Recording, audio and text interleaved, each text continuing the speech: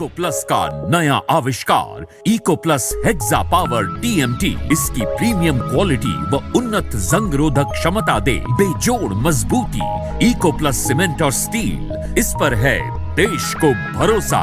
खुदी को आजमाया है तो ये अंदाज आया। तुम में भी मैं हूँ शुद्ध प्लस पान मसाला। जब पशुओं को मिलेगा प्यार और मिल्को मोर पशु आहार तो दूध बहेगा, मुनाफा बढ़ेगा। मिल्को मोर पशु आहार।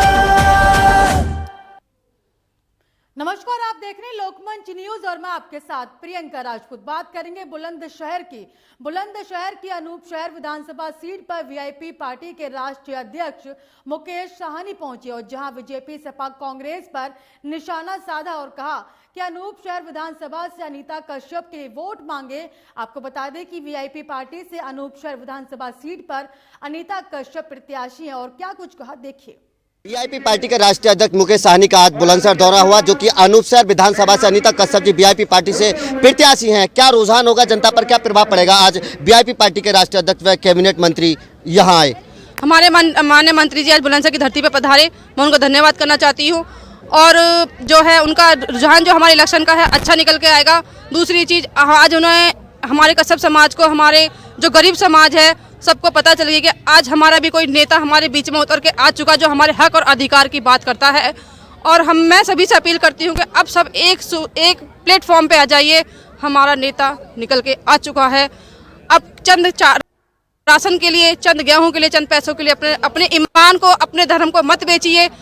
ईमान है, अपना वजूद है तो सब कुछ है। निषाद पार्टी लगातार ये दावे करे कि निषाद जो है वो निषाद पार्टी के साथ है। वीआईपी पार्टी दावे करे कि निषाद जो है वीआईपी पार्टी के साथ हैं। लगातार कहीं ना कहीं एक दूसरे पर आरोप प्रत्यारोप भी लगा रहे हैं। लेकिन जो आखिर हकीकत जो होगी, जनता किसके साथ है? हमारे माननीय मंत्री जी ने बोला है कि उनके लिए, डॉक्टर साहब के लिए बोला है कि डॉक्टर साहब आप मेरे बड़े भाई हो और मैं बिहार का बेटा हूँ, मैं यहाँ राज नहीं करूँगा, आपकी धरती है, आप ही राज करो। उनकी ये मतलब जो दिल की से तमन्ना है वो यही चाहते हैं कि डॉक्टर साहब उनके साथ आएँ और हम उन्हें पैसे से हर तरीके अपने सिंबल पे लड़ाएंगे। जैसा वो बीजेपी के लिए रुझान, बीजेपी की तरफ झुकाव कर रखा उन्होंने, उन चीज़ों के लिए वो सारी सुविधाएं हमारे मंत्री जी देंगे उनके लिए। और मैं फिर से एक चीज़ बार कहूँगी कि मैं चाहती हूँ कि डॉक्टर साहब वीआईपी पार्टी में आएँ और उनका स्वागत है। हमारे मंत्री जी बाहें फैला के उनका स्वागत करना चाहते हैं, क्योंकि मंत्री जी को यहाँ राज करना नहीं है, हम ही लोगों को राज करना है, क्योंकि वो बिहार की धरती के हैं। उन्होंने आज भी बोला है कि मैं बिहार की धरती का बेटा हूँ, मैं यहाँ पे राज करने नहीं आऊँगा, मैं यहाँ तुम्हारी आवाज़ बन के खड़ा हो सकता हूँ। राज तुम ही लोगों को करना है, तुम ही लोगों को नेता बनना है, मुझे नेता नहीं बनना है। जिस तरह से आप कह रहे कि हम लोगों को राज करना है, मंत्री जी को राज नहीं करना है, तो आप राज करने के लिए मैदान में है या अपने समाज की आवाज़ उठाने के लिए मैदान में? हमारी समाज की आवाज़ उठाने के लिए हैं। आने वाली जो अब तक सरकारें आई हैं सबने कहा है हम आरक्षण देंगे, आरक्षण देंगे, आरक्षण देंगे। जब आरक्षण देते ही नहीं है और सरकार 70 सालों से यही कहते आ रहे हैं कि हम तुम्हें आरक्षण देंगे, और आज तक हमारी आरक्षण का मुद्दा आज तक हल नहीं किया है।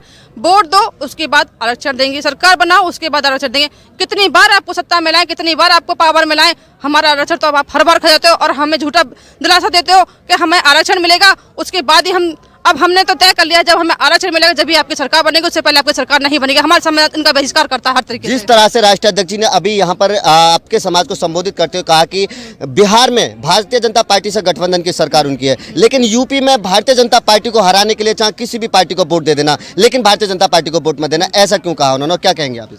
हमारे माननीय मंत्री जी कहते हैं अगर हमारे समाज का हक और अधिकार देंगे तो हम योगी मोदी जिंदाबाद भी कहेंगे, अगर हमारे समाज का हक अधिकार नहीं देंगे तो हमें मुर्दाबाद के भी नारे लगाने पड़ेंगे उनके लिए। उनका मुद्दा है पहले मेरे समाज के हक अधिकार दो, शिक्षा दो, रोजगार दो, उन्हें चंद राशन के लिए उन्हें खरीदो मत। जैसे आपने सुना पहले की रजत होती थी, एक थाली में पैसे और अनाज लेके आते थे, उनके ऊपर बरसात करते, प्रजा उसी पे विलीन रहती। ये मानसिक तौर पर हमें गुलाम करना चाहते हैं। हमारे मंत्री जी उतर के आए हैं धरती पे, हमारे उत्तर प्रदेश की धरती पे आए हैं कि हमारा जो समाज है, जो हमारा गरीब समाज है, वो गुलाम ना बने, अपने हक अधिकार के लड़ाई आगे लड़ता रहे। मैं उनको लगातार जनता के मन में कई तरह के सवाल चलते हैं कि जिस तरह से चुनाव आते हैं, जो विधायक जी जनता के बीच में आते हैं, बड़े बड़े दावे करते हैं, बड़े बड़े विकास के दावे करते हैं, गाँव को विकासशील बनाने के वादे करते हैं, लेकिन जैसे सत्ता में आते हैं विधायक जी 5 साल तक चेहरा नहीं दिखाते। वादे तो ऐसे करते हैं, इतने ऊंचे ऊंचे सपने दिखाते हैं, हम तुम्हें ये देंगे, हम तुम्हें वो देंगे, पर आने वाले समय में वो कुछ नहीं देते हैं। और देख लीजिए आप, हालत देख लीजिए, अपने यहाँ की विधानसभा की हालत दीजिए, किसी भी विधानसभा में चली जाइए, हालत देख लीजिए, सड़कें नहीं है,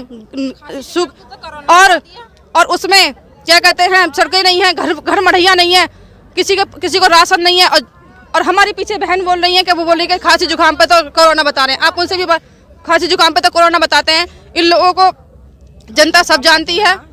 अगर आप सत्ता में आती हैं तो सबसे बड़ा विकास का पहला मुद्दा आपका क्या होगा? मेरा सबसे पहला मुद्दा रहेगा शिक्षा।